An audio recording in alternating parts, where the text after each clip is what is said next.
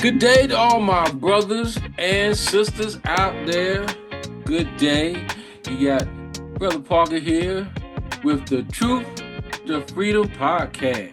Real talk for real people. And I'm also here with my co-partner in crime, Mr. Quentin Williams. How you doing? Doing well. How you doing? All is well, sir. All is well. Want to apologize to all our subscribers there. We've been out of pocket for a while trying to schedule just would not sync up, and then I got real busy, so I had no time, and so we're just getting back into the flow. So we ain't got really nothing really pertinent to talk about. We're just gonna try to catch up and have a conversation because um, the media and all the other outlets and other social medias and podcasts, they've been talking about everything. The question is, what direction are we going? Um, it's sad that they're allowing this man to do what he does, and you only got a few people speaking out of pocket that are even saying anything.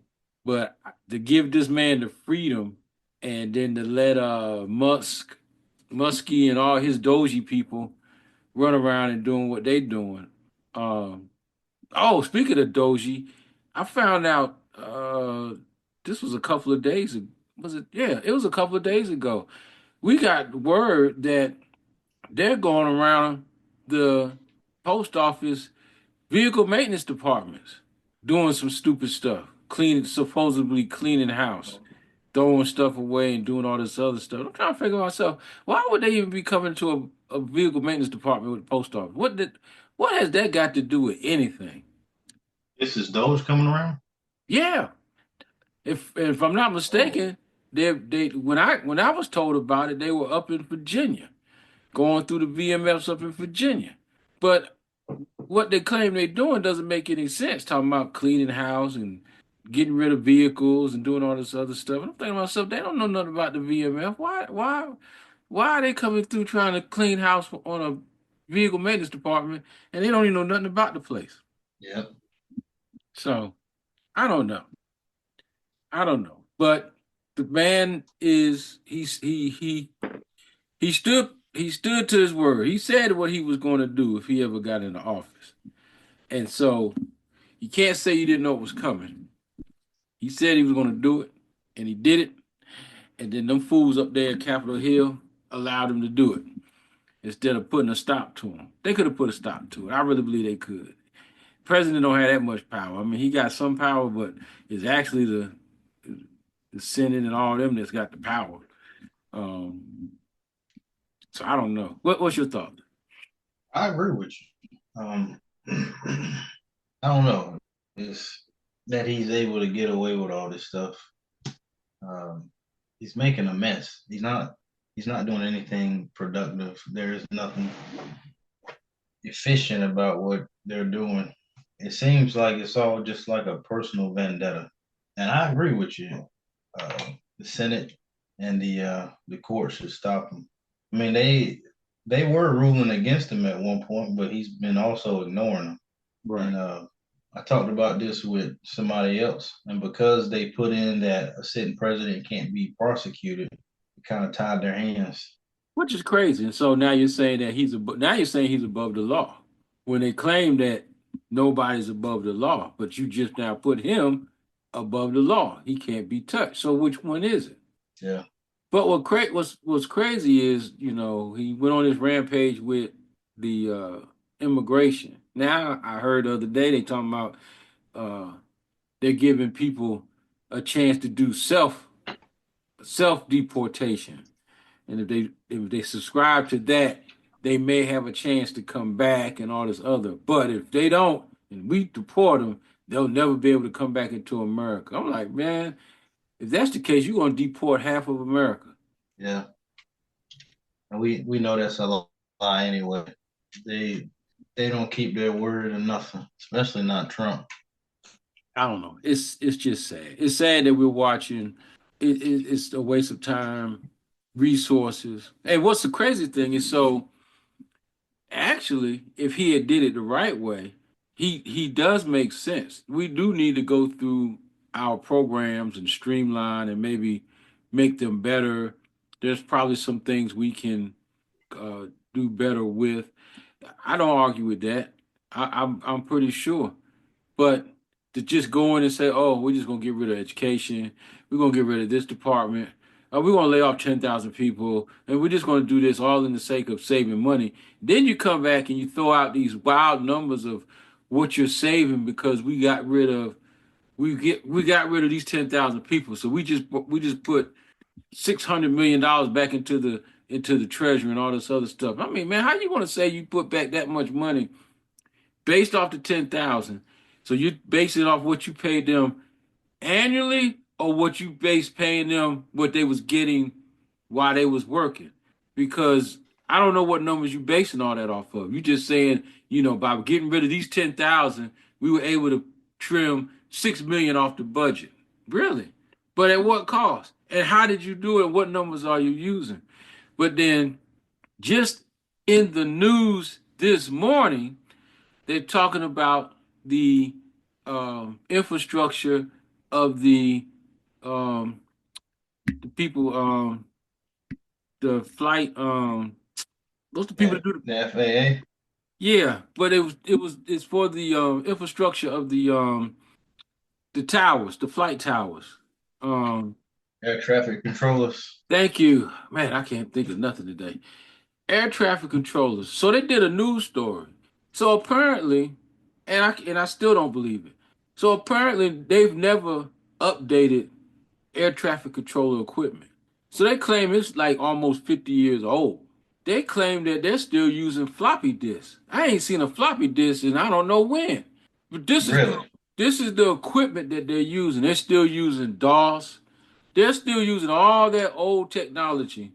And I can't believe that they're using old technology based off the planes that are flying today with new technology. Seems like it wouldn't even be compatible. But I guess it does make sense on why now you got planes running into each other and falling out the sky and all this other stuff. But yeah, they said that their equipment is not up to date. And I'm thinking to myself, now we're going around here cutting people and fundings and departments, and here he got something he really could have focused on and made a difference, which is the air traffic controllers network, their infrastructure, and their equipment, because they're already shorthanded. So you could have worked on their hiring, and I don't understand why they don't have the latest and greatest equipment. I still find that hard to believe, but they claim they don't. They claim it's really out of date. And we're going up there in the air, relying on these people to get us up and down in the sky. But this is what he needs to be focusing on. I don't get it. I don't know. Had you heard about that Yeah. yet? No, I haven't actually, but I don't know.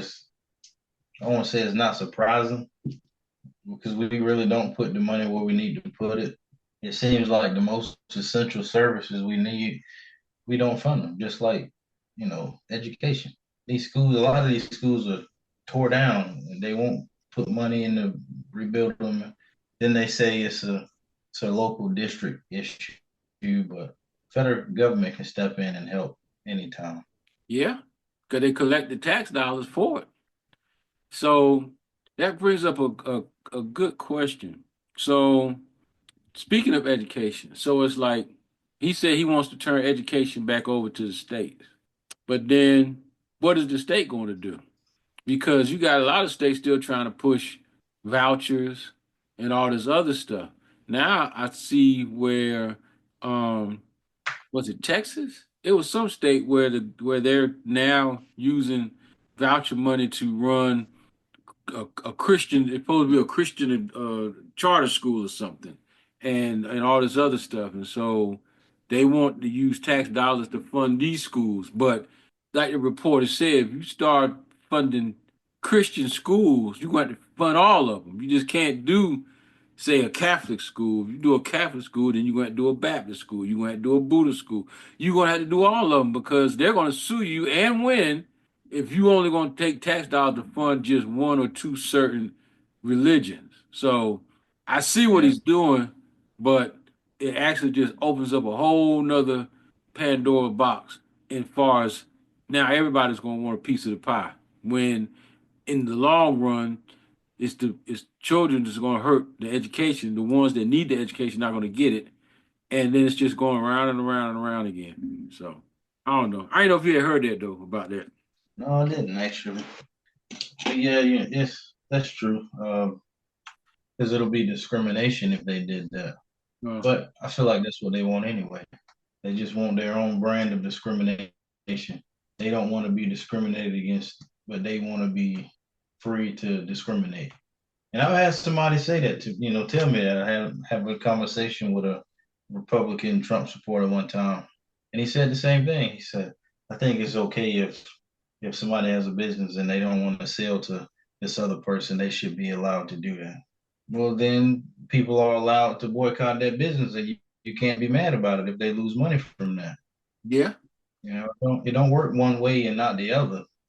That's just how it is. You can't be for discrimination one way, but you don't like the consequences of you being discriminatory.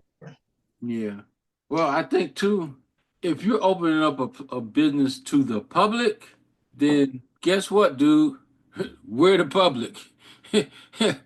Now, if you open up a private business, like membership only, and then you can choose who you want to come in or whatever, I agree. You do what you want to do because it's a private business. I could take my money elsewhere. I wouldn't want to spend my money with you anyway.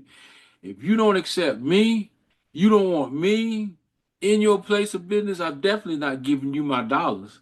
So that's fine. I'd rather know what you are and who you are so I can avoid you. But again, you open up a public business, which means the public is invited. That means your Hispanic brothers and sisters, your Asian brothers and sisters, your Muslim brothers and sisters, black, all of us are coming into your store and spending money. And the sad thing, the smart folks, they'll smile and grin because they want their dollars. They might go back there in the back room and call you everything but a child of God. But while they out there on the floor, they're gonna smile and grin and serve you to the best of their ability. Why? Because they don't want you to leave out their business without spending those dollars. That's just how it go. But if you're that cold hearted that you just got something against whatever, and you don't want us in there, or you don't, then open up a private business with membership only. Then you get the people that you want to come and shop at your business. But this is the problem. Now that you said that, this is the problem I have with all those um, from Black Lives Matter, Al Sharpton, all of them. Uh, you got people like Roland Moore, all these people. This is the problem I have with y'all. Y'all keep on. Matter of fact, I'm glad you said that. That now I know we got some time because this is what I think we were gonna talk about last time we was gonna get on. We never did get on. So you know about the big boycott of Target, and so Jamal Bryant, who's the pastor of the church in Atlanta, I forget the name of it because it's insignificant. Um, he launched this big campaign about boycotting Target. So we wasted all this time, money, and resources to boycott Target. Why? Because they made a so-called promise about DEI or whatever they was going to do, and for some reason, now that Trump was in office, they didn't follow through or whatever. Really. So then we're going to waste time, money, and resources to so-called boycott Target. Okay, I ain't no business major. I'm just a plain old, just your common ordinary day worker. But this I do know. I've learned over the years and from doing different things and investing in different things, I've learned this and it's like the more you dig in, the more you find. It ain't like it was back in the day when you had multiple corporations out there. It's only like what, six, seven, maybe, actually conglomerates that are running a lot of these businesses. A lot of these businesses fall under one umbrella. They just keep the name or they have a different name, but they all fall under like this one corporation. Target, I'm pretty sure, falls under somebody. If you do the research, they fall under somebody's umbrella. Target is just not their own entity out there. But you want to boycott Target. Why? Because they didn't follow through or whatever. Okay, so be it. You boycott them. What is that going to do for anybody? What is that going to do for the people that are hurting? What is that going to do for the people that can't afford to shop nowhere else, but they can afford to shop at Target, but can't afford to shop nowhere else? Just saying. So what is that going to do? But we waste time and resources on boycotting these different businesses and things that supposedly ain't doing what they're supposed to do. When at this stage and junction, I could care less. What they should be doing, we got enough money and influence, and I'll use in the black community, in any community, because the Hispanics are doing it and the Asians are doing it. But we got enough money. We shouldn't have to be asking anybody for anything.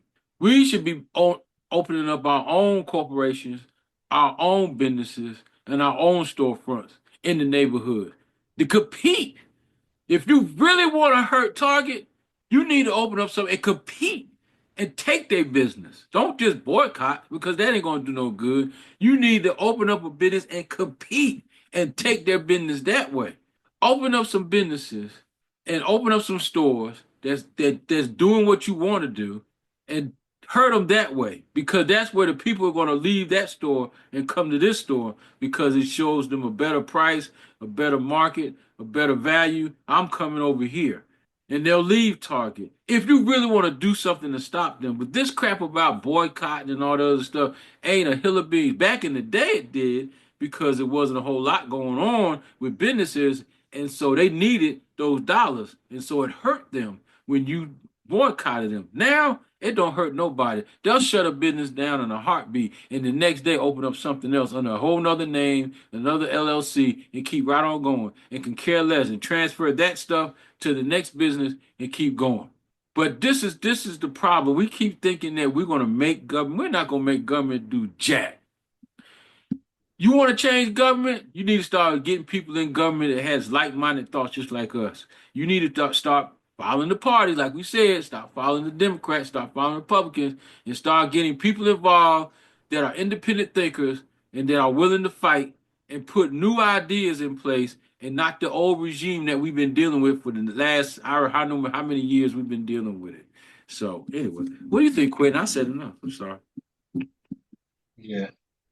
Oh, here's an idea because the whole issue with Target was they had promised to put out a certain amount of like black creators in their stores, and they did. They had a lot of clothes that black people made, and then they pulled them out when they didn't have to at the time. The Trump wasn't penalizing anybody at the time. I mean, he's kind of trying to starting to, but this is why everyone is mad. But here's an idea. You take those same black creatives, the same people who put all this stuff in those stores, and they get together and make their own store. Whether it be one big online store, whether it be a brick and mortar somewhere, close to wherever they are, as close as possible as they can get, and just go from there. Makes sense to me. I mean, that's what I would do. My idea is competition. It's competition that's going to make the difference. You can boycott whatever you want. Half the people ain't going to even boycott in the first place. I still see black folks up in Target, so evidently there ain't too many people trying to boycott. But yeah, you really want to help these people? You thinking Target did them? Then yeah, get these black people in a venue where they can market their stuff, market it out online. If you want to open a brick and mortar store, be strategic where you want to open them at. You got all these major cities. You can open them in these major cities. Um, Different malls you can open them up in and whatnot. So you can diversify their reach to the community. But definitely, there's no better outlet than e-commerce because that goes all over the world. And so between that and maybe, like I said, hitting some major cities where brick and mortar and popular malls are, you would have been helping them a whole lot more than just boycotting. And then like, where do they go from here? So the whole thinking on how to get back. That's how Trump got in office in the first place. We so busy trying to support the Democratic Party and support Kamala Harris and all that stuff, and you diverted billions of dollars to that campaign, and it all went to waste because they never got in. And now that money's just in the abyss somewhere. Somebody's got it. It ain't sitting in an account, I can tell you that. It's gone. Somebody done siphoned it off some kind of way to where it's gone now. But all those billions of dollars, if you had focused it on other avenues, that would have probably put they would have been better off supporting Cornel West. They should have took them billions of dollars and promoted Cornel West and put Cornel West in office, and then to see what happened. Excuse me. I'd rather have seen Cornel West or any of the other independents get into office and see what happens, other than to keep doing the same crazy thing over and over every 4 years. Why? Because that's the sign of an insane person. America is insane because we keep doing the same thing over and over and over again every 4 years. Every 4 years, we keep doing the same thing. We get riled up, we get this herd mentality, and we rally behind whatever, whoever they claim we supposed to support. You blindly support them, and then here we are. We're still in the same rut. They ain't fixed nothing. They haven't solved nothing, and they can care less about you, your family, and your children because y'all are still suffering. We are still suffering. Are they suffering? Nope. That man had the nerve to tell you, yeah, you're going to have to suffer a little bit. Notice he said you was going to have to suffer. He wasn't going to suffer, and none of his cronies are going to suffer. They sitting fat and happy. While you sitting there trying to figure out at the dinner table how I'm going to pay bills, how I'm going to keep food on the table, they over there at their country clubs having a good time and having orgies and all this other crap that they do over there. They ain't worried about you. Just saying. Yep. So America, Yep. again, the truth to freedom, real talk. This is real talk. Y'all need to change how y'all even think and approach anything. And y'all keep listening to these people talk about um back this person, or we need to rally for this, we need to do all that. Them days are over. Y'all need to stop listening to them people. Do your own independent research, do your own backing, find out what you really need to put where you need to put your money. Because this leads into the question I want to ask you. And I've told a lot of people this. Y'all sitting here fussing about immigration and all the other little stuff that Trump's doing. I honestly believe. Now I don't have no. This is the book of James Parker. I'm just saying. I honestly believe all this was already pre-planned. I honestly believe his whole idea, his whole purpose was to tank the market. Take the market with those tariffs so that him and all his other rich folks can buy up them stocks. Because this is what happens. If you are not a true stock person, like you're not really in the stocks, you don't know about the stocks, you just get in, you're making money, you're happy. As soon as you start losing money, you sell, sell, sell. Those are the people that they was trying to get out. They knew that once that market started to sink, the people that were not really into the stock market was just going to sell, take their loss, and go away. Prices dropped to like rock bottom. Like when some of these stocks first started, they almost dropped to that level.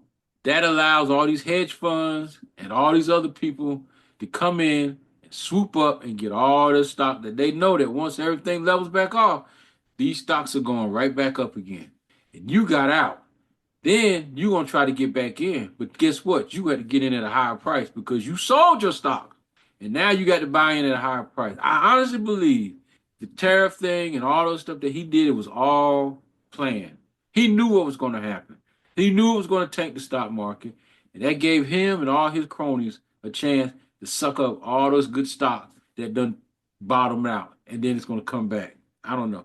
So I want to ask you that question. What do you think? Because I really do believe that. Like I said, I don't have no evidence. I'm just saying. I'm not accusing. I'm just saying. I really believe, this is my thought, that he did all that so that when this is all said and done, he's gonna walk away, him and all his other cronies are gonna walk away fat and happy. Yep. I think there may be some evidence that the rich purposefully create fluctuations in the market so that they can buy up more. Well, I believe it because they we had the conversation before. They talk about the market will self adjust. No, the market don't self adjust. The market is manipulated. And you look at hedge funds that have all these millions of dollars they can pull in and pull out. Soon as somebody pulls out of a stock, if it's a popular stock, it triggers everybody else. And then soon as somebody starts buying a particular stock and they see that stock going up, it triggers everybody else, especially the ones that are not really into the stock. They just see something going up, they're going to ride the bandwagon up till it goes wherever. So if a company or individual has that kind of money, he can do that. Where is the self elevation of the market? Where is the self correction of the market? If a person can just, heck, when those reports come out, what, quarterly, monthly, whatever, about the job Yeah. numbers and all that, when those reports come out, it changes the market. Sometimes overnight, sometimes that very same day, depending on what they say, negative or positive, all of a sudden, man, people start selling or people start buying. Just because somebody said the job market is bad. Oh man, the market goes crazy. Or the job market is good. And then everything starts buying or something like that. So don't tell me that it's a self-correcting system. It's manipulated by man, made for man. That's exactly what it does. Here's another thing to add to that too. You know, the politicians they're allowed to do what would be insider trading for anybody else. So they know because a lot of them have to approve of the mergers of these companies. And so when it comes across the table, just like that video we saw, it was about the battery maker. Remember, it energizing somebody. Yeah. Rail vacuum But energizer, I think it was. Yeah. so the head of the Federal Trade Commission, which was a Trump appointee, she has to approve that merger. And so from there, she can go talk to her friends and her party and tell them, hey, look, I'm finna approve this merger. Y'all go ahead and buy up this stock because it's gonna go up. Yeah. And they're not supposed to do that, but that's human. That's being Well, human. it's the same, it's legal for them to do it, but it's the same thing that got Martha Stewart a 10-year prison sentence. Yeah, it sure did. And I had already said she went to jail because she either pissed somebody off or she wouldn't play somebody's game. Something she did or didn't do that pissed somebody off that turned her into, other than that, like you said, she ain't done nothing that nobody else has been doing. Yep. So, but yeah, So so no, that's what I'm saying. Good people of America, they don't care about us. And until we get them all out of office and get some people in there that really care about what's going on and can make a difference, we would see change. We're never going to see change. Not with the same people that we got in office. We'll never see change because they don't care about you. And I'm not saying it's all of them. I'm saying the majority of them that got the votes. The ones that do care, they're such a minority. You know, they try. I give them this. They try, but if they don't have the votes, what can they do? They need the votes, which means we need to vote people in that are like-minded like them that want to make change. Um, to give Bernie Sanders such a hard time, but if they had went on and backed him, we probably wouldn't be in this mess right now. If they had backed him back when yep. he was running, and they put him in as president, he probably would have put. First of all, he'd have picked a cabinet that was going to try to do something, and then he would have been able to put stuff in place that would have got voted on, that would have changed a lot of things that what we're going through right now. But y'all didn't want him. Y'all felt he was too radical. So I don't know what y'all. I don't know what did they think Bernie was, man. Why did they not want to support Bernie? It's ignorance. They kept calling him a socialist, but he's not a socialist. If anything, he was more like FDR. He was more like FDR than than Biden was. They tried to say Biden was the second FDR, but no, Bernie would have been even more so. Bernie would have actually gave rights to, he would have put a lot of stuff in place, a better social safety net, and it's not a bad thing, but people make it like it's a bad thing. but it's to having a strong social safety net is why other countries around the world, particularly Scandinavian countries, have a higher quality of life than we do. Their government actually takes care of them. Well, I feel like it's a revolving door. You take care of your citizens, they put more into the economy, they take care of the country, right? you would think, Crime goes down, people are buying more, houses are selling, consumerism is up. So, but that's what I'm for. That's what I'm for because you think about it. So we put the burden on education on the backs of students. Um, we just did a college tour Saturday, so I had to drive the bus for it. Anyway, I drove and walked with the kids and everything. So we toured, went up to Greensboro. We toured uh, UNC Greensboro, the Spartans, and North Carolina A&T. And UNC Greensboro is a very nice, I consider a nice small campus compared to other campuses. It's really quaint, and you can see where the state has spent money to make sure that the housing is up to date and facilities are up to date, and they have great things for the sports and all that other stuff. It was a great campus. It was just good to see money well spent. Then we went over to A&T, which is historically black college, and we went over there, and I was really impressed. Now that I've never been on that campus, as much as I've been through Greensboro, I've never been on that campus, but I had the chance to be on that campus this time, and I must say I was really impressed. That's a huge place. I didn't think it was that big. We walked a lot of miles, and that campus, that particular institute is big on engineering. So just about half the campus, the buildings were about different engineering programs and things of that nature. And then they got some other stuff. But it was just it just made me feel good that the money that this school is getting, you can see where it's going to. I mean, the campus was beautiful. They were still building new housing. Um, Buildings when we walked into the library was like state of the art, and it was just clean and beautiful, and it was just it was just nice. But we put the burden of all that on our students. You know what I'm saying? We put that on them because they go to school, and then you charge them 40, 50, 60, 70, $80,000 a year, plus books, plus where they live at, and whatever else you're going to charge them. And then, depending on whether they was able to get grants or loans or scholarships or whatever, hopefully they got grants and scholarships to help divert some of that cost. And whatever they had to get a loan for, guess what? When they get out of school, they got to pay that back. And we put that burden on them. And then depending on what you're pursuing and where you're going, then it's going to add up because you might decide to pursue your master's. Some pursue their master's. From their master's, they're pursuing their doctorate, adding on to the debt. Now, these kids go through all that to come out and to be a productive member of society, but then you have weighed them down with all this student debt that they now have to pay on for who knows how long before they get it paid off. And instead of them being able to focus on their career, they're worrying about how to pay off this student loan. And so, why would you not want to invest in these people that are going to be your future doctors, lawyers, engineers, policemen, firemen, teachers? They're going to be productive members of your society. These are the ones that's going to be running the infrastructure. So why would you not want to invest in them to give them the best education possible and not burden them with and people think that's wrong. Well, why would we pay for the education? Why not?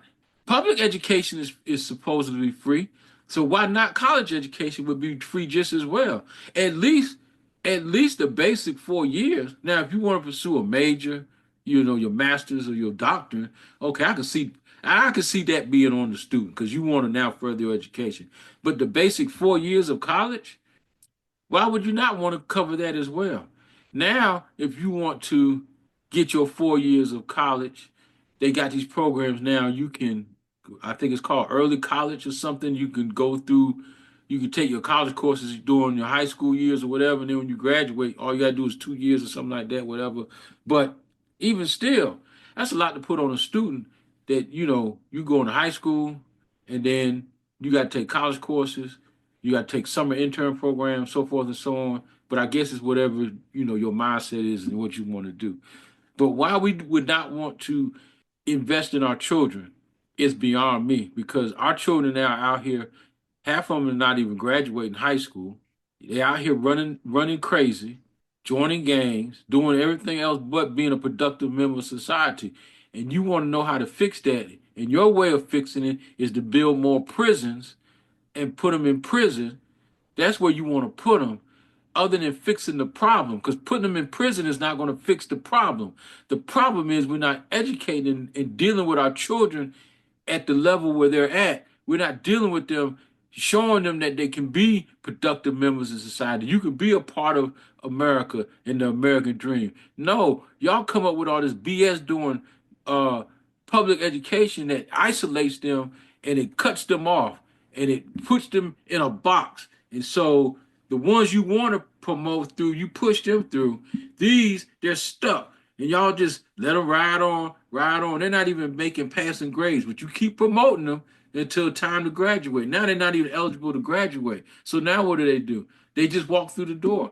Now what do? They walk through the door. You expect them to go get a job. Get a job doing work. Working at McDonald's? Okay, that's about all they're gonna be They work at McDonald's or any kind of manual labor work. That's all they're gonna be good for. They can't get no technical job, no IT job, no job at a say at a pharmaceutical factory or whatever, because they don't have no technical skills, because you didn't invest in them when you should have invested into them. Now they out here raising hell, robbing and doing all whatever they want to do. And then now, what do you want to do? You want to lock them up, put them in jail. So we build it. Now you will spend more tax dollars building these jails to put them in jail.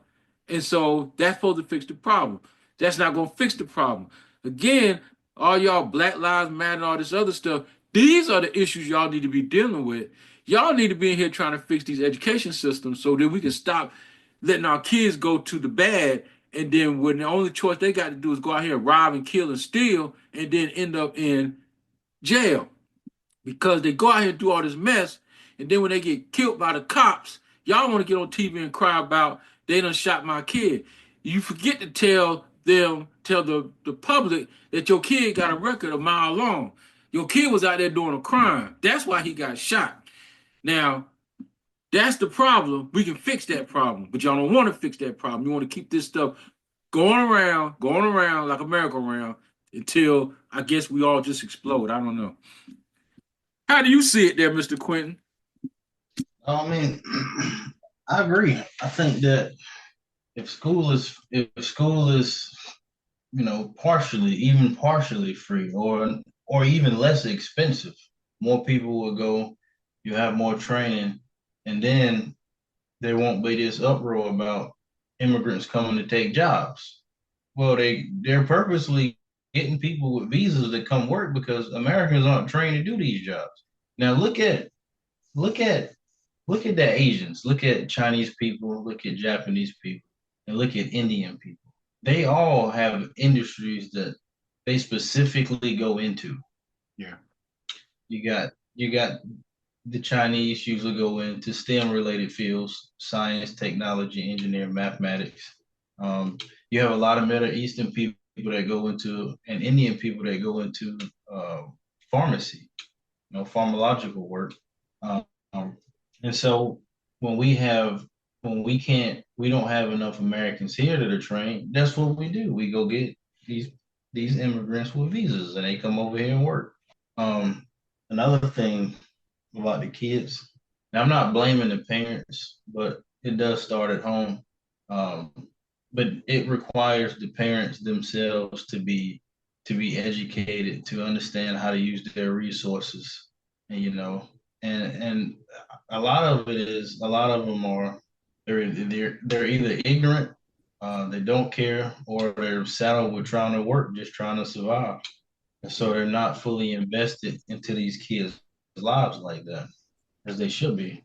Because you know the parents are the ones that are supposed to be pulling all the weight. They're supposed to be looking for the resources, going to the PTA meetings, going to talk to the counselors, and making sure their kid is what they're supposed to do, making sure that they have a good chance and a pathway to success. And from there, I mean, if you get enough, like the PTA meetings are for the parents to go. And if there's anything that they don't like about the school, the district, or whatever, they can get together and change it. You know, you see it happen in other districts, in other cities and towns. Um, the city my wife lived in, she said that the school was built, or the neighborhood was built around the school so the kids would walk, and they didn't have Friday night football games because it was a family little area, and then they didn't want all the ruckus, so they would have Saturday morning football games. So it's like stuff like that, you know. That makes sense. That makes a lot of sense. Well, yeah, and again, like you said, this is nothing against the parents, but you just brought up when you said that, you brought up a very good point.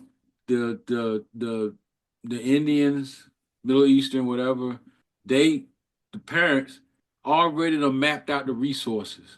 When their children go to school, and that was another thing too, to point out when I was at uh UNC Greensboro, the large population of kids that I saw there was Indian. It was a whole bunch of them on that campus. But it goes to show you those parents understand the importance of education. So they done already did the legwork, like you said. They done already sought out what programs, where you're gonna get your grant money, scholarship money. They're already working on that.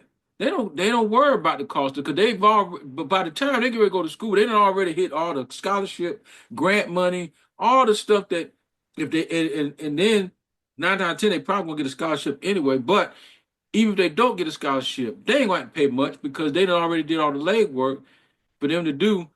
Apply for this one, apply for this. This one they need you to fill out a essay. Here, essay, fill this out, send it in, send it in, send it. They done did already legwork, so they come out of school not really having to pay anybody anything. But for us, it's Not a to cut you off, Jimmy, yeah. I want to add something to what you said. Also, what they do is they go to community college for 2 years and then they transfer, which a lot of times will cut their university cost in half. So they're strategic in how they apply themselves. Yeah, and that's a savings too. Well, you think about it. If you do the college program in high school and you graduate and you only got 2 years, and you go to community college to finish out your 2 years to get your associate's degree, you ain't gonna owe nobody nothing. To be honest, then I guess Mhm. if you want to go to a university or whatever, that'll be on you. But you can come out with a 4 year degree and not really be out of pocket of money. But again, like you said, the parents gonna have to be strategic in what they're doing in order to help the kids. But if you don't do no research, you just say, well, you're gonna graduate and you're gonna go to college, and you don't give them no resources, you don't give them nothing, and they just go to college. You don't even tell them what field they should be interested in. So they just pick whatever, and then they don't even get a job in that field. I know a lot of people that went to college for criminal justice, and they ain't nowhere. They're not doing anything in the criminal justice field. But that was the popular um, degree to go for, criminal justice, and so that's what they did. But then they get out doing something totally different. I don't know. But they got a 4 year degree. It looks good on application. You finish 4 years degree of college. So, Yeah. but it's our mindset towards everything. It's our mindset toward our future. Like you said, people want to people get a bad taste in their mouth. Want to say, why should the government do this? Why should the the welfare program, when it was initiated, was needed and it made sense. It's still needed and it made sense. This is what the kicker is. If if we were running the country where where we all can benefit, we wouldn't need welfare. You wouldn't have to have a welfare program. Why? Because we will all be able to share in the wealth. I ain't saying all of us need to be millionaires, but all of us should be able to obtain our basic needs without having to have 8, 9 jobs and all the other stuff above. You know, I mean, rent is $2,000 for a 1 bedroom. Who can afford that working at wherever? You got to be making some money, man, to pay $2,000 in rent a month and still buy food and still have a car note and still pay insurance and still pay your light bill. You need to be making some money.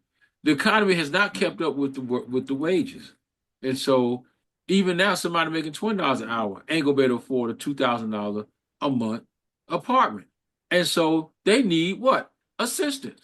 I think that if we ever restructured our system to where the average person should be able to work one job, maintain his household, and pay his bills. And then anything above that, that'll be on him. But he should be able to at least do the basics without struggling. I think that's a fair assessment since we always talk about how great America is and all this other stuff. And then you tell people about the house with the white picket fence and the 2.5 kids and the Volvo sitting in the yard. Well, you can't do that on $20 an hour. Okay. Yeah, we have a lot of jobs that are not skilled jobs, but you know what? Yeah, technically they are because there's a lot of people that don't know how to flip a burger. And even if you taught them how to flip a burger, they still can't flip a burger. So technically, even McDonald's is a skilled job to a certain degree. Some people will say that, just saying. But I don't know. I could be just babbling. What about you there, Quentin? No, no, I agree. I mean, McDonald's is still those things that one of those things that people want, they consume from. So okay. Well, let's get rid of McDonald's then. Then there'll be an uproar about that. Let's get rid of all these low jobs and have training for people outside of that.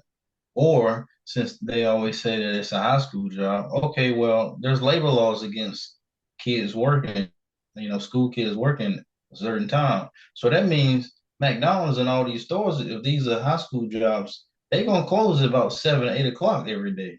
They're only gonna be open for about 4 hours. So then you're gonna be mad at that too.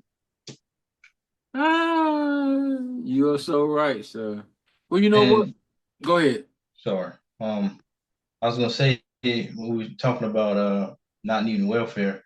Remember that one video we watched? It was in I think Denmark, and they took the old buildings they had and converted them to apartments for Yeah, the yeah. people that were homeless, and they still had job training for them, and they still gave them they taught them they gave them skills, and so eventually they left out of there, and so that's not the government taking care of you. That's the government helping you help yourself.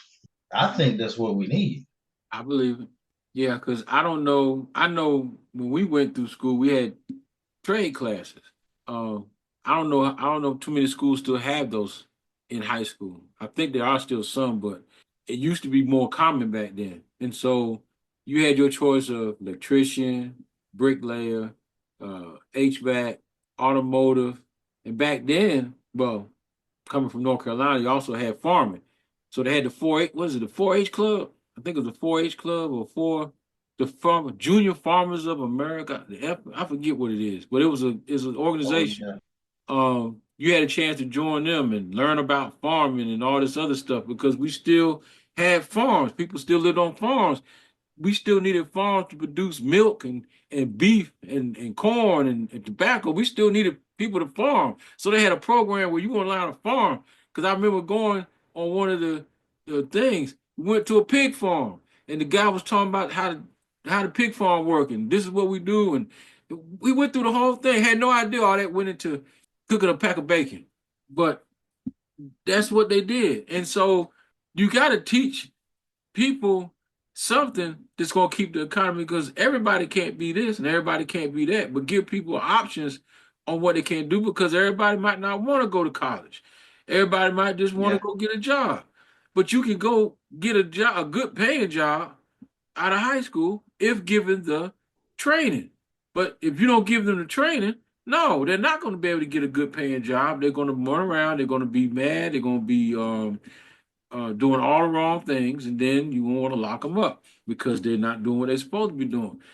But you gotta give people the training and the insight on what there is to do and what's out there, in order for them to be productive and successful. Because if not, they're not going to know what to do, and they're going to do what comes natural to them, and that's survive. And once a person has to go into survival mode, they're willing to do anything and everything in order to survive. And so now you got homelessness, you got prostitution, you got all this other stuff going on in the streets. You still got people on the street, drug addicts, and all this other stuff because you failed to want to give the proper motivation and education to people at a young age to let them know that there is life beyond high school and you can have a part of it and you can be a part of a successful society and live a long, prosperous life.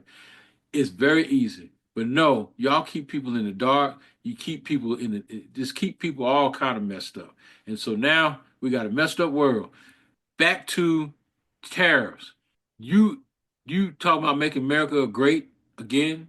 Trump, if back when companies started picking up and going over to these other countries, if they had stopped them then, because back then we had a lot of good paying industrial jobs. There was a industrial plant in Rocky Mount. I never Texafy, I think it was called. Anyway, everybody worked there. That was a great place to work. Mothers and aunts and sisters and brothers, everybody worked there because you can get out of school and go there and make great money out the door and retire and all this other stuff. Everybody and mother worked there. Firestone was in Wilson, and then you had Albert's Laboratory, um, Consolidated Diesel. Um, you had a lot of manufacturing jobs and things that, man, you can come out of high school, get a job, raise a family, and live a really good life, especially out in the country where things and cost of living was not high. Okay. But y'all let these companies go overseas to keep from paying decent wages, let them go over here and pay no wages and don't have all the labor laws that they have here, and then have them ship back the stuff here for us to buy for the people that you just laid off, took their jobs. You know, you want them to buy your stuff because you're sending it back over here to sell. You should have stopped them then about going over there, letting them know that if you pick up your factory, now I ain't saying you can't go build a factory over there, but if you're gonna close your factory here and go overseas to the Philippines and then open up your factory and then think you're gonna ship your stuff back over here to sell, nah, buddy. Those are the people you should have hit with the high tariffs. And I guarantee you they would have kept their factories here. We had a lot of good industrial jobs back in the day, and now they're gone and they're never coming back because you can put all the tariffs you want on all these different people like you're doing now. All you're doing is, like I said, I really believe you're only doing this to take the market. But these people are not going to come back and build here. And if they do, it'll take so long for them to come back, find a site, build, and all this other stuff. It'll be years before you see the results of that. They're not going to do it. The federal government, and correct me if I'm wrong, Quinn, the federal government alone, if they were to only buy made in the US, not manufactured or assembled, I mean actually parts and services made here in the US, the federal government alone would support the infrastructure of America. The federal government alone, think about it. You got the three major car makers. We got the federal government has all those departments from the FBI to the CIA and the Department of Health. All of them have cars. And so you're talking about who knows, 300 something thousand cars or more. I don't know. I know it's got to be a lot. So you got three of the top majors. So every 4 years, you go and the contract goes to the next one. So Chevrolet's going to build your cars for this 4 years. Next year, the next 4 years before, and then the next year you go to Lincoln, Mercury, whoever the car deal is. But you just switch off every 4 years. I don't understand what's so hard about that. We make tanks and weapons and uniforms and all that for the military. Why are we buying it overseas? Make it here. And all the stuff that goes with the military and office supplies, stuff that the officers need, paper, all that stuff. We make it here. We make it, develop it, produce it, and sell it here. And the federal government alone can support all that. If they didn't sell it, nobody else but the federal government, they would make a mint. Because it's consumable items that we use on a regular basis that are gone, that we're using on a regular basis, that will be replenished on a regular basis. I don't get it. But nobody's never talked about that. So now everything you pick up says made in China, made in Indonesia, made in India, you know, and now you're going to try to make these people come back. They're not coming back. They're not coming back because they're not going to want to pay the wages, and they don't want to be anchored down by the labor laws that they got to have this in place, that in place. You go over there to Indonesia, and these factories, they're unsafe. They're not well maintained. They pay their people little or nothing. They have no health care, but they make a mint over there, and then they come back and sell it over here in all the other countries. So, and that's the other thing I want to talk to you about. So, what do you think about that? No, I agree. I mean, you look at what the post office alone consumes in parts and vehicles, paper products, uniforms. What else? So, I mean, yeah, the amount of parts that are ordered for the vehicles a week at the post office would keep anybody, a company. Yep, that's what I'm saying. So, I don't get it. I don't get it. Yeah, alone, what the post office spends on parts alone will keep the economy going. Easy, what we do. But they don't they don't I don't like I said, I don't know what they look at. I don't know. It's I think it's such an easy fix. It really is. I think in within a year's time we would see really great results on how we can fix things and make the economy better and make things better for people overall. But if you don't care about people and you're not really in touch with what their needs are, then we're not going to fix it. I mean, Yeah. there's there's people that are in desperate need, and we just ignore them as a society. Case in point, the homeless. We ignore them, and we just write it off as mental illness or whatever, and then um, we want to lock them up and ignore them. But as you said in that video we saw, all you got to do is give them a chance. It's just a person that fell down on their luck and just needed a help up.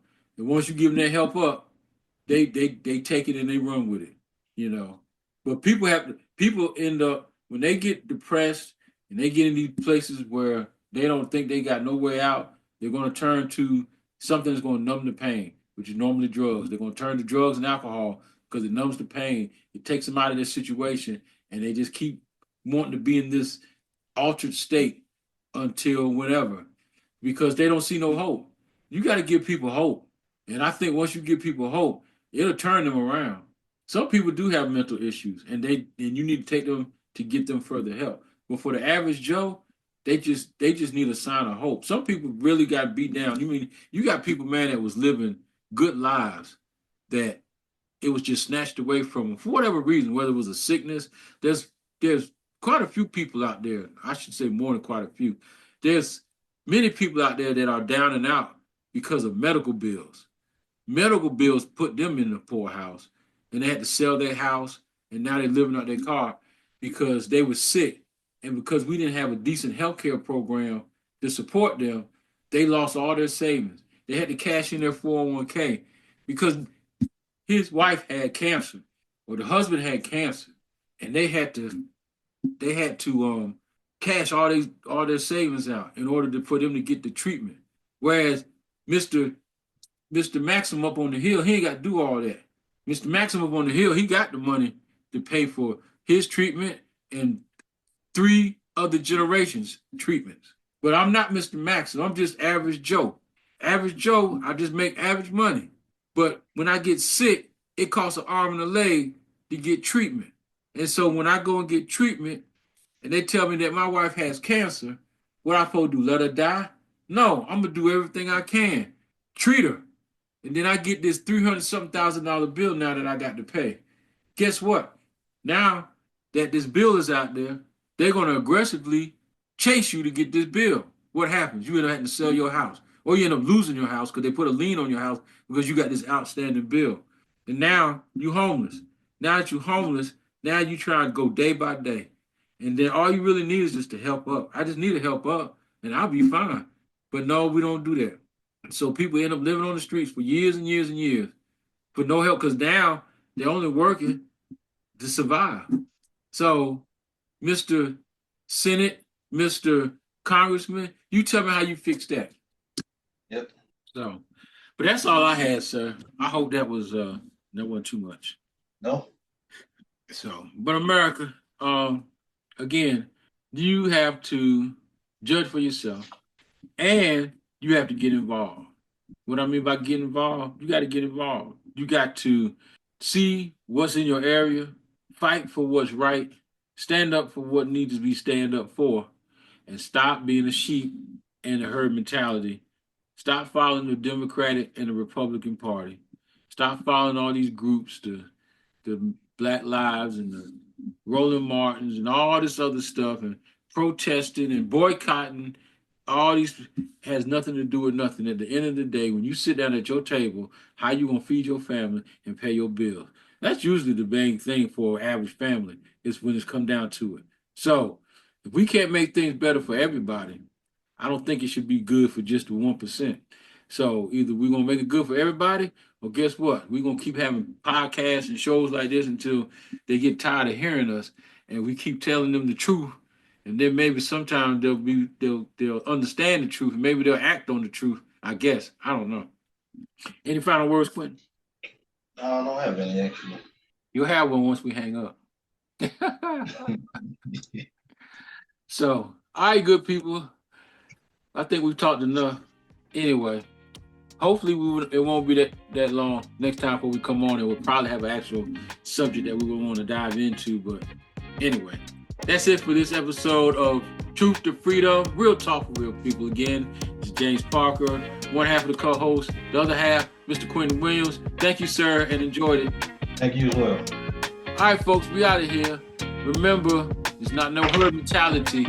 It's individual thinking that's going to get us out of this. But until the next time, this is the Truth to Freedom podcast. Wishing everyone God bless.